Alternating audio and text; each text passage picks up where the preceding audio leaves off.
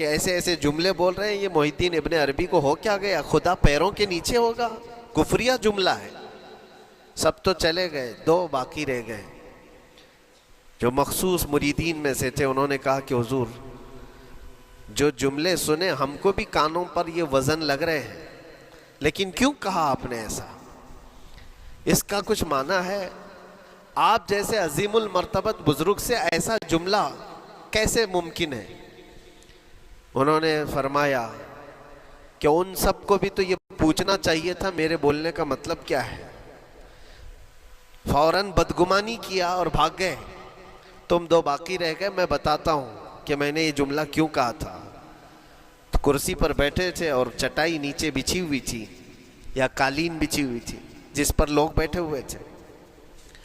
آپ نے اپنے ان دو مریدین سے کہا یہ چٹائی اٹھاؤ۔ چٹائی اٹھائی تو دیکھا وہاں پر سونے کے چاندی کے سب سکے رکھے ہوئے تھے جو شیخ محی الدین ابن عربی کے پیروں کے نیچے تھے۔ کہا وہ جتنے آئے تھے وہ اسی کی عبادت کرتے تھے، اس لیے میں نے کہا کہ تمہارا خدا میرے پاؤں کے نیچے ہوتا ہے۔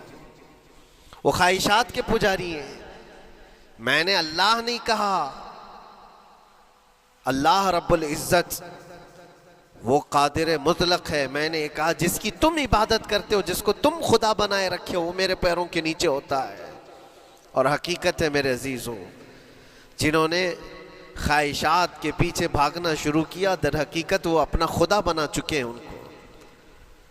کیا ایسا نہیں ہوتا ہے کہ جو بندہ ضدی طبیعت کا ہوتا ہے چاہ لیتا ہے کہ یہ مجھے چاہیے تو چاہیے، یہ مجھے چاہیے تو چاہیے؟ یہ جو ضد ہے اپنی خواہش کو پوری کرنا، یہاں پر کہا گیا ہے کہ وہ اپنی خواہش کی عبادت کر رہا ہے، اس کے پیچھے بھاگ رہا ہے۔ اسی لیے اللہ کے نبی صلی اللہ تعالیٰ علیہ وسلم کی ایک حدیث میں آپ کو سناؤں۔ حضور اکرم صلی اللہ علیہ وسلم ارشاد فرماتے ہیں لا یؤمن احدکم حتی یکون ہواہ تبعا لما جئت بہ۔ تم اس وقت تک پورے مومن نہیں ہو سکتے جب تک کہ اپنی خواہشات کو میری مرضی کے مطابق نہیں بنا دو گے۔ حضور کے قدموں میں لا کر اپنی ہر خواہش کو قربان کرنا ہو۔ یہ نہیں کہ میری چاہت تو ایسی ہے، میں خواہش ایسی رکھتا ہوں لیکن شریعت ایسا کہتی ہے۔ یہ جب ٹکراؤ آیا تو سمجھ لو کہ تمہارے اندر ایمان آیا ہی نہیں ہے، تم مومن نہیں ہو۔ مومن وہ ہے جہاں دنیا کی ساری خواہشات وہ حضور کے قدموں پر قربان کر دیتا ہے، اس کی اپنی کوئی خواہش نہیں ہوتی۔ اسی لیے میں اکثر یہ کہتا ہوں ان نوجوانوں سے جن کو کچھ نصیحت کی جائے تو وہ کہتے ہیں کہ مولانا ہماری لائف ہے، ہمیں انجوائے کرنے دی جائے۔ یہ ابھی تو ہماری لائف ہے، ہماری اپنی لائف کو ہمیں انجوائے کرنے دیا جائے۔ نادان، کس نے کہا کہ تیری اپنی لائف ہے؟ تیری لائف ہے کہاں؟ زندگی یہ نہیں کسی کی کسی کے لیے، زندگی ہے نبی کی نبی کے لیے، اور نہ سمجھ مرتے ہیں زندگی کے لیے۔ ارے جینا مرنا ہے سب کچھ نبی کے لیے۔ جو خواہشات کو لا کر کے حضور کے قدموں پر رکھ دیتا ہے تو پھر وہ کہتا ہے میرے عزیزوں، وہ پھر آ کر کے یہ کہتا ہے اپنی خواہشات، اپنی طبیعت جہاں سب مر جاتی آدمی کی، اس کی اپنی کچھ نہیں ہوتی، تب اس مومن کی زبان سے یہ نکلتا ہے یا رسول اللہ زمین و زمان تمہارے لیے، مکین و مکان تمہارے لیے، چنین و چنا تمہارے لیے، بنے تو جہاں تمہارے لیے، ہم آئے یہاں تمہارے لیے، اٹھے بھی وہاں حضور کے لیے۔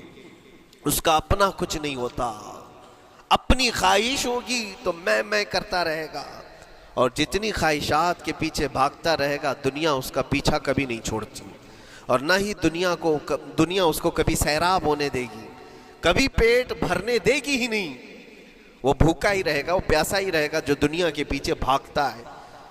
ایک مرتبہ سیدنا عبداللہ ابن مسعود رضی اللہ تعالیٰ عنہ غمگین بیٹھے ہوئے تھے، کسی بات کا غم ہوگا، نبی پاک صلی اللہ تعالیٰ علیہ وسلم کا گزر ہو رہا تھا، آپ نے دیکھا، حضرت عبداللہ ابن مسعود سے پوچھا کہ غم کیوں ہے؟ تو آپ خاموش رہے، تو اللہ کے نبی صلی اللہ علیہ وسلم نے ایک جملہ فرمایا جو آج ہم سب کے لیے سبق ہے میرے عزیزوں۔ فرماتے ہیں لا تکثر ہمک ما یقدر یکن، اپنے غم کو زیادہ مت بڑھا، جتنا لکھا ہے اتنا مل کے رہے گا۔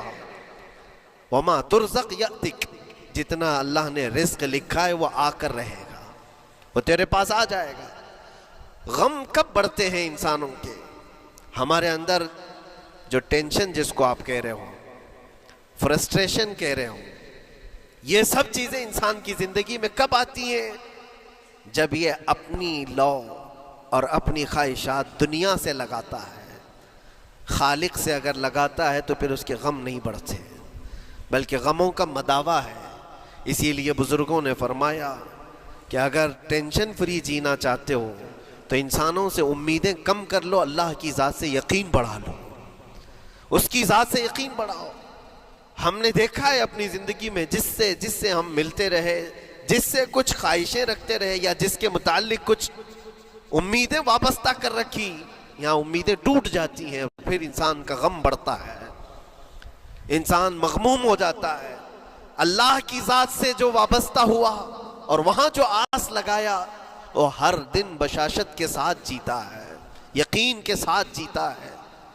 اسی لیے میرے عزیزوں، یہاں جس نے بھی اپنے خواہشات کو دنیا کے ساتھ لگایا ہے اسے کم کرنا ہے۔